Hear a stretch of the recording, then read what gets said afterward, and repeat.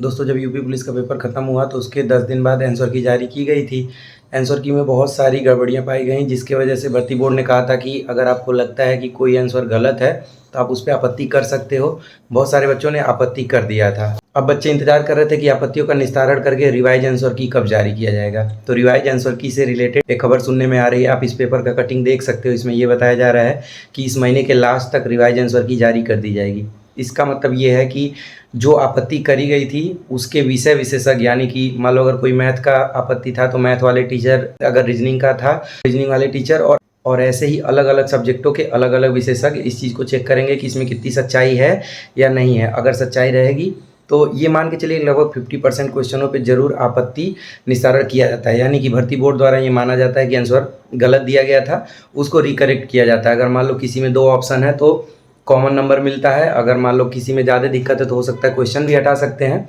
तो ये सारी चीज़ें इस महीने के लास्ट तक कंप्लीट कर लिया जाएगा। अब इस चीज़ से ये आपको समझ जाना चाहिए कि जो ही रिवाइज आंसर की जारी होगा उससे 10 से 15 दिन के अंदर फाइनल कट ऑफ जारी कर दिया जाएगा, जिसको आप रिजल्ट कह सकते हैं। लोग कहते हैं ना कि यूपी पुलिस का रिजल्ट आ गया, उसी को कहते हैं कि कट ऑफ कितने पे लगा है। ये आने के बाद आपको डॉक्यूमेंट वेरिफिकेशन और फिजिकल स्टैंडर्ड टेस्ट के लिए बुलाया जाएगा। डॉक्यूमेंट वेरिफिकेशन में आपका डॉक्यूमेंट चेक होगा और उसी दिन डॉक्यूमेंट में सब सही पाए जाने के बाद आपका सीना चेक होता है और उसके बाद आपकी लंबाई चेक होती है। फिर शाम में एक लिस्ट लग जाती है जिसमें ये पता चलता है कि कौन कौन आज क्वालिफाई हुआ है और किसको पीईटी फिजिकल एलिजिबिलिटी टेस्ट, मतलब जिसको रनिंग कह सकते हैं, उसके लिए बुलाया गया है। इस चीज़ से आप क्लियर हो जाइए कि जो आपका कट ऑफ है वो अगले महीने में 10 से 15 तारीख के बीच में जारी कर दिया जाएगा। और उसके बाद मुझे लगता है कि सप्ताह भर का टाइम आपको मिलेगा ये सारी चीज़ें रेडी करने के लिए। तो डॉक्यूमेंट वेरिफिकेशन के लिए जो भी डॉक्यूमेंट जरूरी हैं वो सारी चीज़ें रेडी कर लीजिए। डॉक्यूमेंट कौन कौन से लगेंगे उसके लिए मैंने वीडियो बना दिया है, डिस्क्रिप्शन बॉक्स में लिंक दे दूंगा, उसको देख लीजिएगा।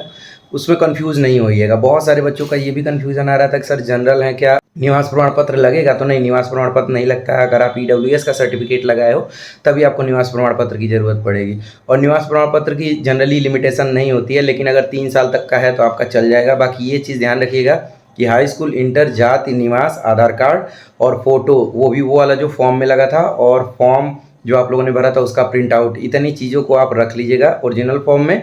और बाकी इनके सभी के फोटोकॉपी करा के लेके जाना है आपको। तो ये सारी चीज़ें रेडी करके रखिए। अगर आपको लगता है कि थोड़ा बहुत करेक्शन कराने की ज़रूरत पड़ेगी, यानी कि जो स्पेलिंग मिस्टेक है, अगर ऐसा कुछ है तो आप पहले ही एफिडेविट बना लीजिएगा। और हाँ, एक चीज़ और भी आपको बताने की ज़रूरत है मुझे। बहुत सारे बच्चे ये कह रहे हैं कि सर मेरा हाई स्कूल में तो नाम सही था, या फिर मम्मी का या फिर पापा का नाम सही था, लेकिन इंटर में गलत है।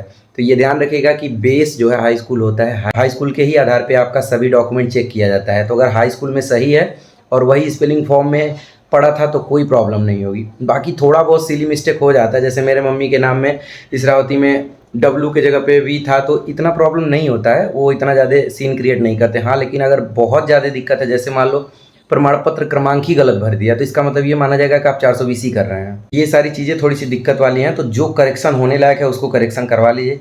कुछ बच्चों का ये भी कॉल आ रहा था कि सर मेरा मार्कशीट गायब हो गया था, तो क्या फोटोकॉपी से काम चल जाएगा? तो नहीं, फोटोकॉपी से नहीं काम चलता है। जो फोटोकॉपी आप रखे हो उसको लेके आप अपने बोर्ड पे, यानी कि अगर मान लो आप सीबीएसई बोर्ड से पास हो या फिर यूपी बोर्ड से पास हो, तो अपने बोर्ड पे लेके चले जाओ। वहाँ एक पेमेंट लगता है, मतलब उसका एक फ़ीस होता है, वो पेमेंट करोगे और उनसे रिक्वेस्ट करना कि सर जल्दी से जल्दी बना दीजिए, तो वो बन के आपको मिल जाएगा। तो ओरिजिनल फॉर्म में ही आपको सब चीज़ें लेके जानी है।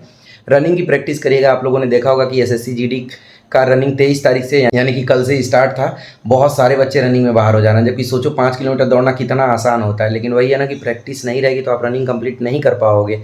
मतलब ये सोचो कि किसी सेंटर पे 40 पास हो रहे हैं 100 में, किसी पे 45, किसी पे 30, ये कंडीशन आ जा रहा है, और ऐसा सिर्फ प्रैक्टिस ना होने की वजह से आ रहा है। सोचो जो बच्चा 160 में 140, 145, 150 नंबर ला रहा है, वो अगर फिजिकल में बाहर हो जाएगा तो उसका क्या हालत होगा। तो ये गलती आपको नहीं करना है, ये चीज़ ध्यान रखना है। बहुत सारे बच्चे यही सोच रहे थे एसएससी जीडी वाले कि हम लोग का जब रिजल्ट जारी होगा, यानी कि पहले बताया जाएगा कि इतने दिन बाद रनिंग होगा तो हम प्रैक्टिस कर लेंगे, लेकिन ऐसा हुआ कि जब सारी चीज़ें बताई गई तो उनके अनुसार चीज़ें नहीं हो पाई, मतलब कम समय मिला।